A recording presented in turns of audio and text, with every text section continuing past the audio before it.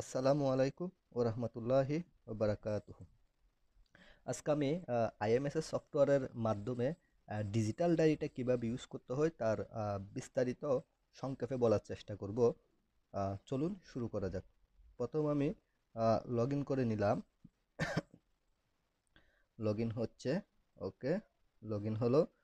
আহ, পাশের side bar menu থেকে digital ডায়েরিতে গেলাম।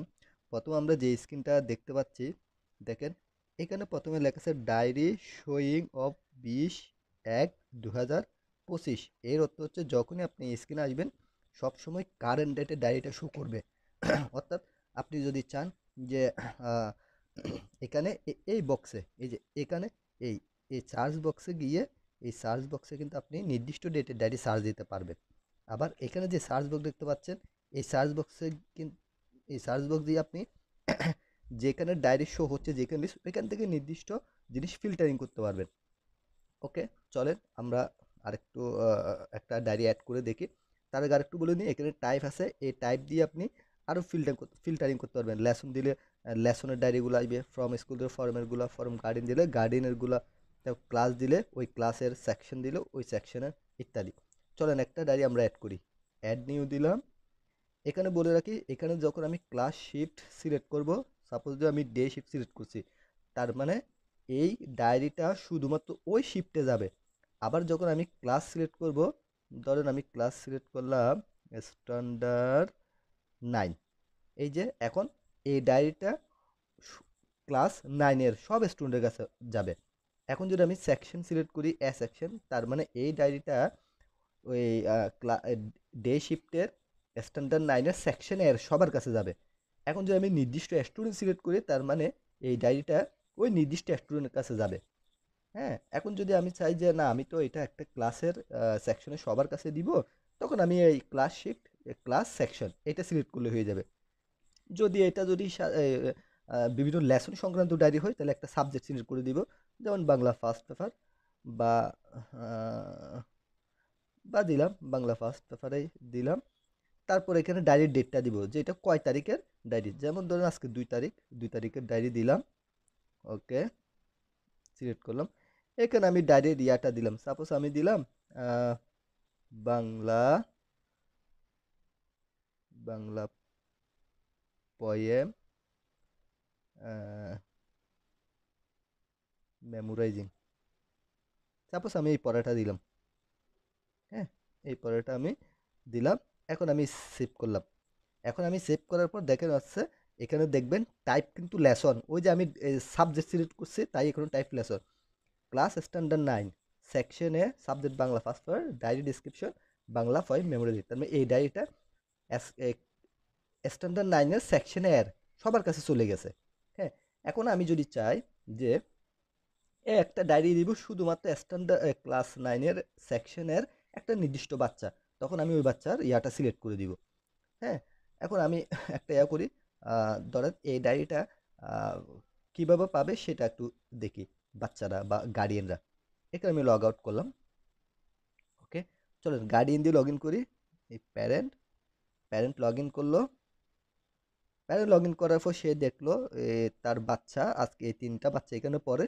সে এখানে দেখলো স্ট্যান্ডার্ড 9, দেখে দেখেন ডিজিটাল ডায়েরিতে গেল। এই যে দেখেন দেখেন lesson Bangla first paper Bangla poem memorizing, সে এখানে দেখলো যে আজকে এইটা পড়া দিছে। এটা কোন ডেট, এই যে 2/1/2025।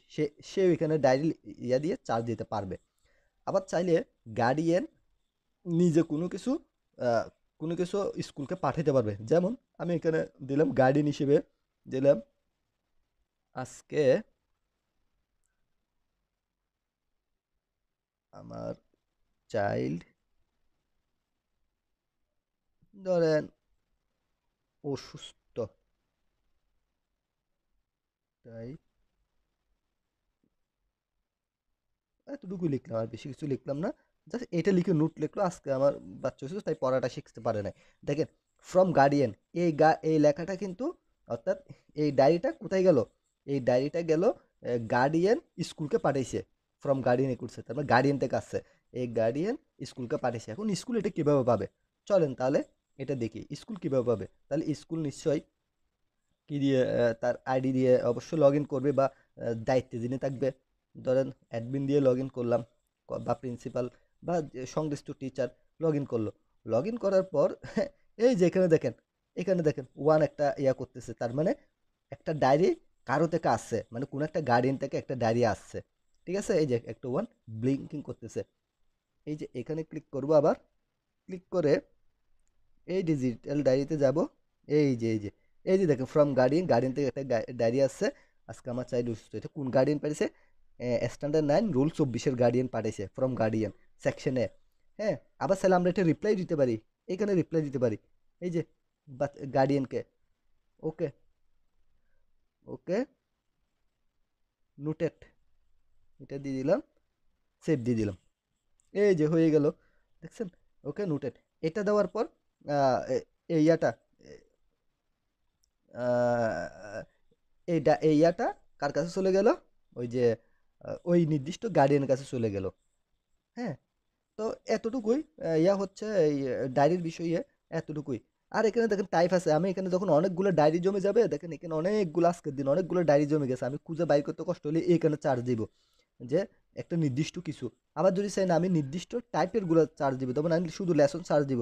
দেখেন এখানে শুধু লেসনটা আসছে, আমি শুধু চার্জ দিব যে শুধু গার্ডিয়ান থেকে কি কি আছে। দেখেন গার্ডিয়ান থেকে। আবার আমি শুধু চার্জ দিব যে স্কুল থেকে কি কি পাঠানো হয়েছে। দেখেন, দেখেন স্কুল থেকে এখন কিছু পাঠানো হয় নাই। হ্যাঁ, তারপর আমি এখানে ক্লাস সার্চ দিতে পারি।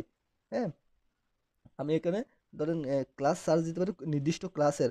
ধরেন আমি নির্দিষ্ট স্ট্যান্ডার্ড 3 দিলাম, দেখেন না স্ট্যান্ডার্ড কোনো ডায়রি এখনো দেওয়া হয় নাই। হ্যাঁ, তারপর আমি এখানে সেকশন সার্চ দিতে পারি। তো এতটুকুই ডায়েরির বিষয়। আমি স্যার নির্দিষ্ট এখানে প্রিন্ট করতে পারি, এক্সেল নিতে পারি, ইত্যাদি আমার প্রয়োজনীয় সব কিছু এখানে সারে ফেলতে পারি। ওকে, ডায়েরির বিষয়ে এতটুকুই। আরও কুইরি থাকলে অবশ্যই আমাদের জানাবেন। আহ, অবশ্যই ডায়েরি ইউজ করবেন ইনশাল্লাহ। এই ডায়েরি ইউজ করে আপনারা অবশ্যই উপকৃত হবেন। আহ, এই বলে আজকে শেষ করলাম।